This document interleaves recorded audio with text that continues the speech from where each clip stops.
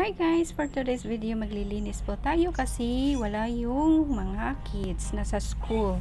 So ito naman yung work natin mga nanay. Everyday, kailangan natin magsipagbawal ang tatamad-tamad. So for me, plants is life kasi nagpapaganda talaga siya ng bahay at nakakawala talaga ng stress sa atin.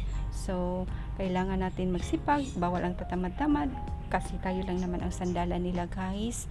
Paano na kung wala tayo? So just take a rest kung ikaw ay nahihirapan kasi everyday is a blessings with God. Kung anong meron ka man sa buhay, kailangan magpasalamat tayo araw-araw. At ito na, dito tayo sa room ng mga kids. Ito inaayos ko yung higaan nila kasi hindi nila naayos. Diretso lang sila na ligo dayon. And then ito guys, ayos-ayos ng konti para pagdating nila maganda sa paningin nila. Hindi ko naman sila ini-spoil, so ginagawa ko lang naman ang part ko as a mom.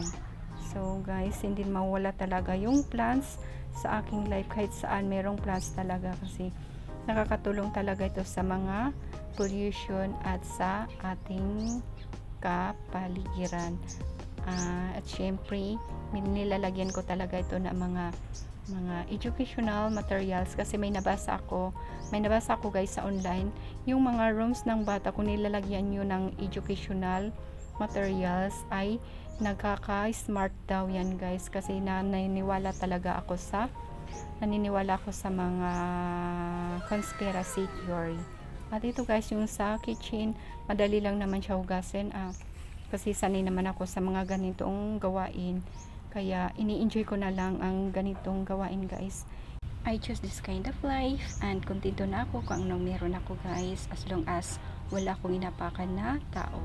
So here we go, plants is life again. Ito ang photos, nilalagay ko ito sa mga bottle kasi ang dami na nila nandun, ang dami na nila, kailangan natin ng i-cut siya. Ito na guys yung photos na kinat ko, diba minimalist, ang ganda niya guys, ang ganda siya tingnan. So that's it guys, thank you for watching, God bless, bye.